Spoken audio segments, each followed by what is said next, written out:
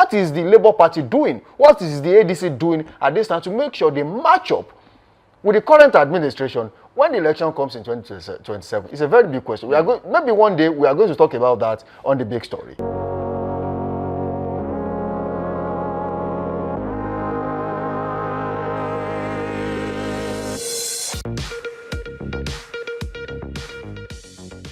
Nigeria. Welcome to the Big Live Extra. It's a beautiful Friday morning and you're live on Dominion Television. I'm Oluwayemi Adelakun, here to guide you through the stories that will shape your day. We begin this morning with a controversial statement from Datti Baba-Ahmed saying that defeating Tinubu requires red eyes and not court action. What prompted him to make such a statement? What does this mean for the 2027 elections? We'll break it down, analyze the conversations, and give you the context behind the headlines.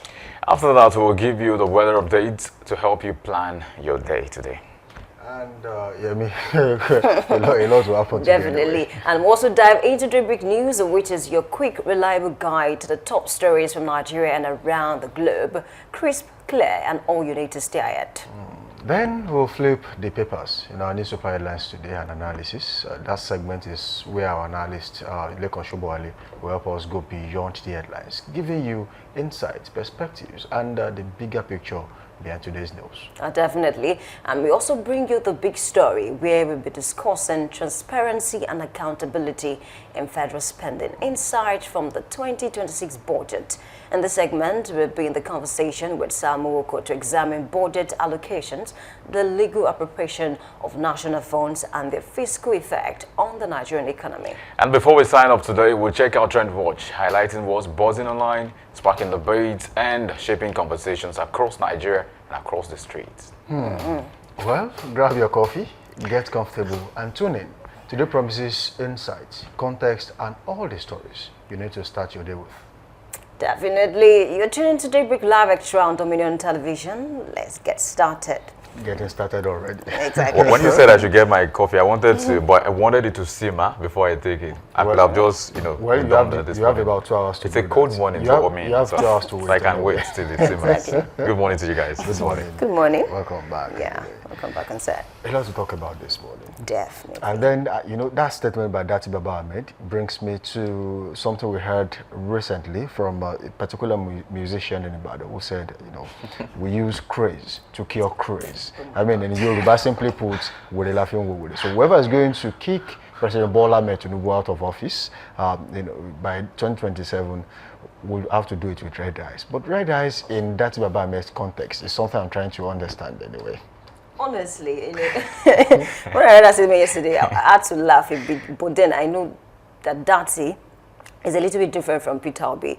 So Peter Obi is more diplomatic with his words, but Datti is blunt. He doesn't really care. I think he's in the same category with the likes of Wike and Fayose. They say it as it is, so he's more firmer in his words. And then him coming out to say we need red eyes to kick out, President Bola Ahmed Tinubu, because according to him, he doesn't trust, the judiciary, because he thinks that, the 2023 general election, was breached in certain ways, and then it made reference to the June 12 people, and that has caused a lot of controversies online because people are asking, what does it mean by the June 12 people? But he's speaking about that election, back then, most persons that fought for that election, they are now in the government today. A lot of them who are not even in the government are activists. Talk about the likes of Showore and quite a number of them. So if you are not an activist, most of them are in government now. So it's a lot to unpack to see that, he came out to say something like that. But then there are two things. Some persons are saying he's right. One person even tweeted to say that, okay, yes, I'm obedient to, but if Datti decides to contest, I will not even look Obi's way because he has the audacity that I'm looking for,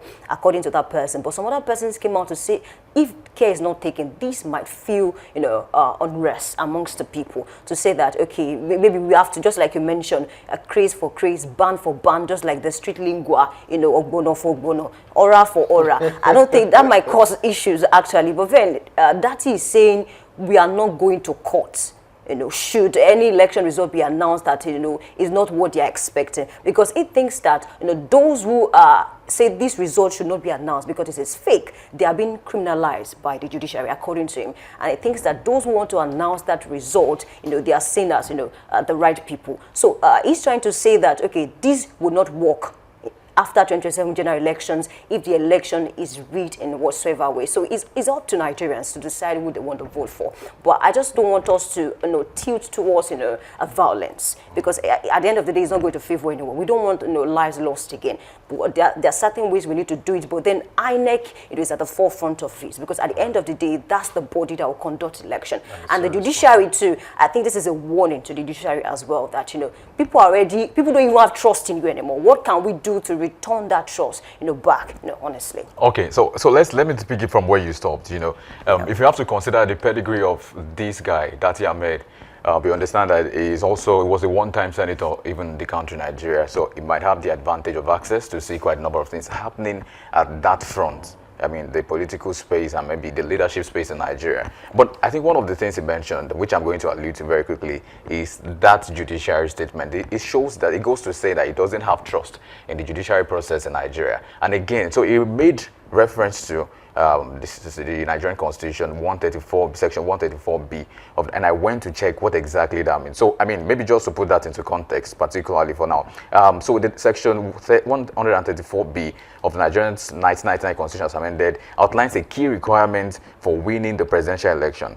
It says that a candidate must secure at least 1/4, that's 25% of the total valid vote cast in at least 2/3 of all the states in the federation. And then it says plus the federal capital territory. And if no candidate meets these conditions, including the popular vote majority, a runoff election is held between the top 2 candidates as stipulated in section. So if you have to consider the key aspect of this particular constitution, this section of the constitution, geographical spread is something that is important. It mandates broad national support, not just a majority in one region. And the 2/3 of states also must participate. That's 25% in like maybe 24 out of 36 states.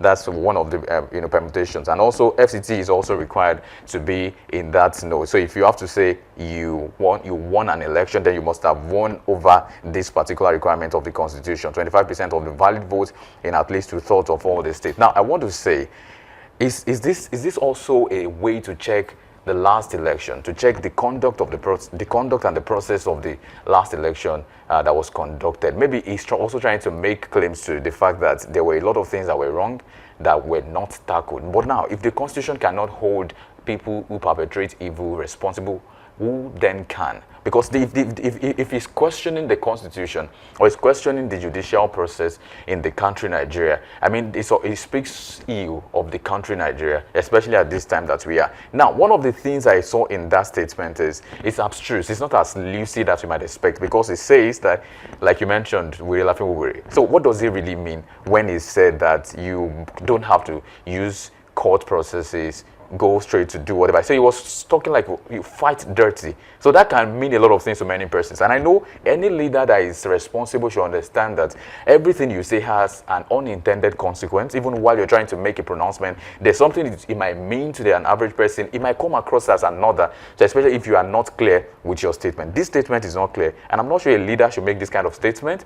Well, I would not also blame the fact that he might have known that there was something wrong, because I think he also has a lawyer background. He has a background in law, so he understands what he is saying in a sense. But I want to say that for a leader that wants to still be in the thick of things as to the leadership of the country, I'm not sure this kind of statement is okay to be said on national discourse. Honestly, I was coming from that angle before you actually took that out of my mouth. I think that's a very reckless statement from Datti Baba-Ahmed. A leader of his caliber should know. I mean, he's been in the Senate before, so he belongs into that category of people who you would call leaders in Nigeria as we speak, because anywhere he gets to, he can easily and confidently say, I am a former senator of the Federal Republic of Nigeria, and then he will get some sort of listening here better than any other person out there. And, for someone like him, I think that statement really should be checked, and he should be questioned for that. You see, sometimes you make, just like you said, there are unintended consequences for statements you make. You don't even know how so many people don't really have emotional and native intelligence Nigeria is fragile to decipher some of these things. And at this time, when Nigeria is going through, really at the center of what you call storm from countries around the world.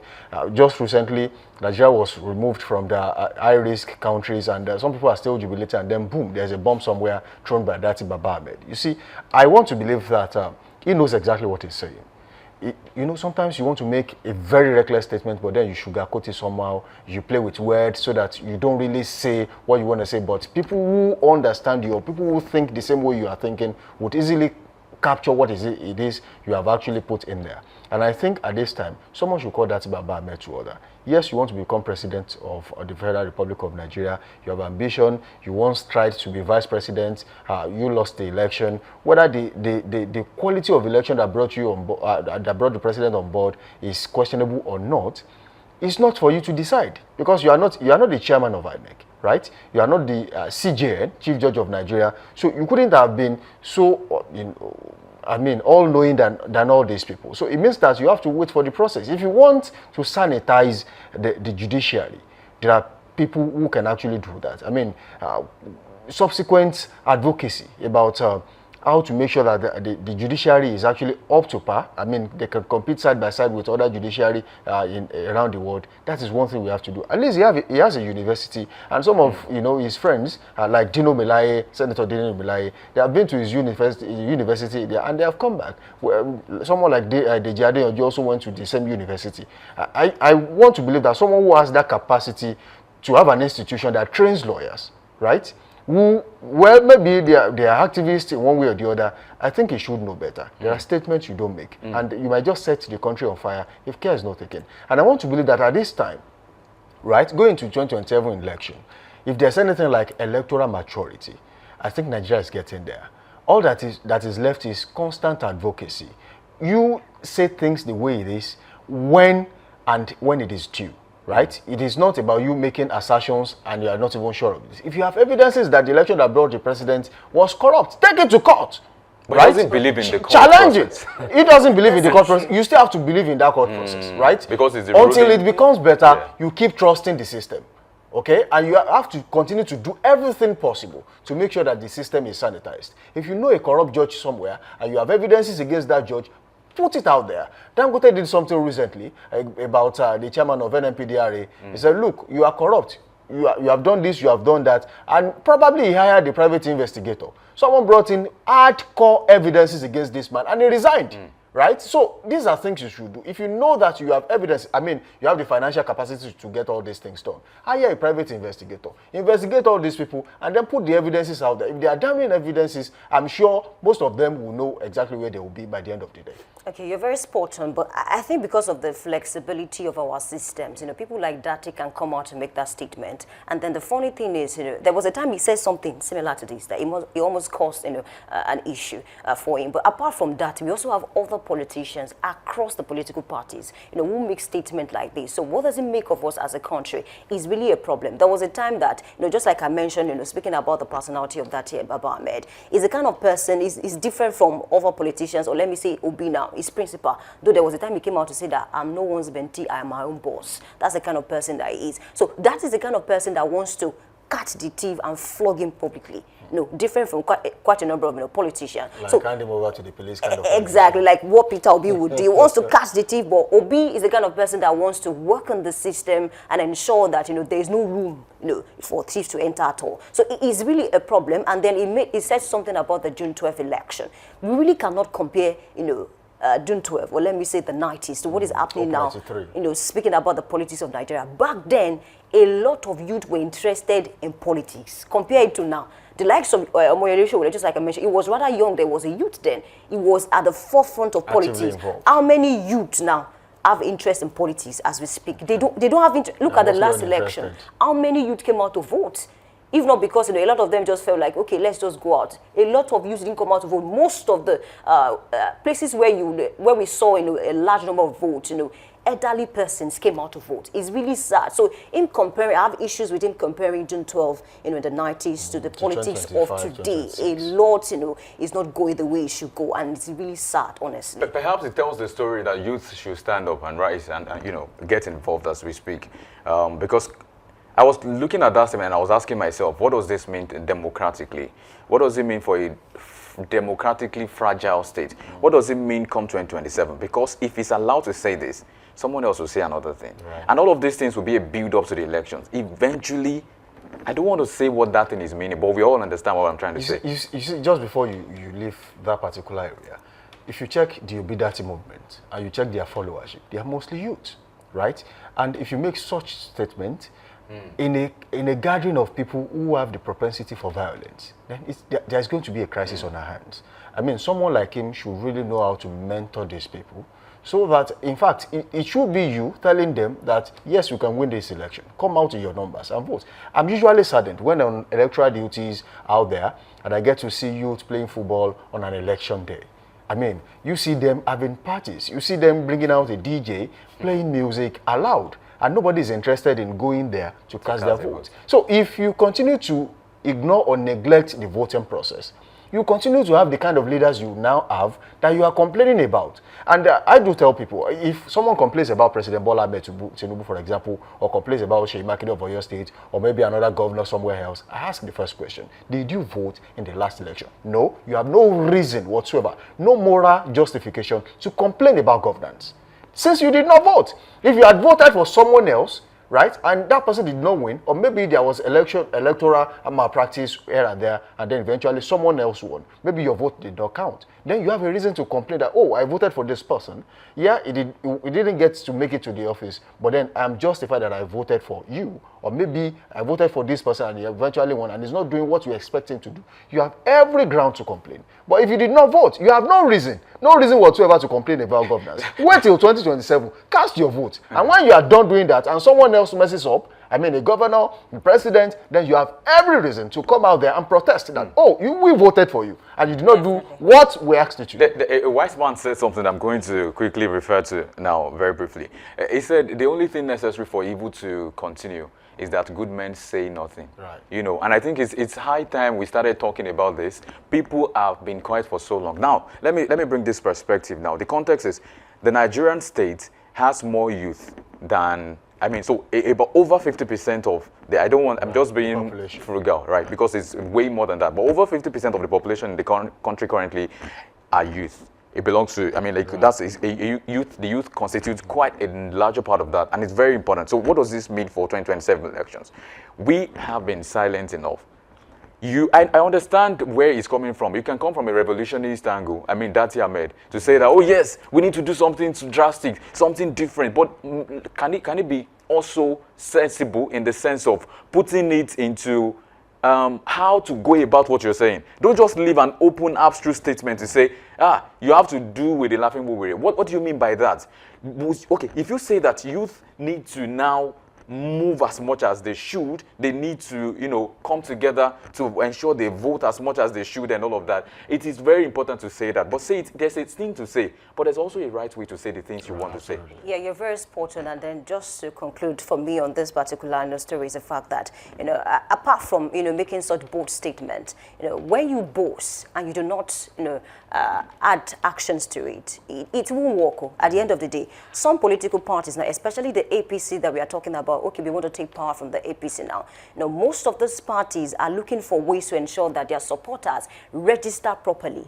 It's not about social media frenzy, and that was what, you know, caused a lot of issues APC the last time. You know, came out to say we have also number already registered members of the APC. They know exactly how many votes they are expecting in 2027. People are not looking at that angle. Looking at the Labour Party. Yes, he said, I want to contest under Labour Party. They are still going through, you know, leadership problem in that political party. They have not solved that one. Not to talk of, you know, ensuring that people would, you know, register properly and vote. During the last election, professors were caught manipulating election results. These are the issues. So these are the areas that we need to begin to look at until we begin to look for ways to identify the principal belligerent who did a lot of things in the last election. Things might still not, you know, go the way a lot of Nigerians want. So regardless of the fact that they'll come out to vote and all of those things, these are the things we need to put in place.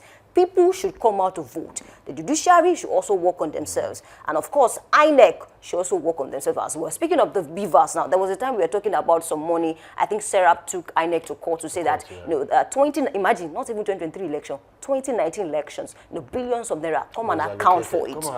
These are the issues. How did you spend this money? So it's a lot to unpack. And then we have, like, you know, new sheriff in town, speaking of, you know, most of these institutions. So they really need to work. Okay, very quickly, just before we go, you mentioned something earlier about doing the right thing at the right time. I think instead of making such statement like Datti Baba-Ahmed, you know, made that statement, the APC, they are looking to, they want to know exactly how many members they have. Right? And after that, you see, there are states they did not win in the last election. And then, for some reasons, they did not get 25% in some states. They are looking to get all the state governors. You cannot be governor in your state and not get 25% for us. That's the logic. So, where we did not get 25% in the last election, if we capture the state governor, right, we are going to get 25%. And most likely, that's the APC. So, that's what they are doing. So, what is the Labour Party doing? What is the ADC doing at this time to make sure they match up with the current administration when the election comes in 2027? It's a very big question. We are maybe one day we are going to talk about that on the big story. Fingers crossed. Fingers crossed. Let's take weather report on this show. Yeah.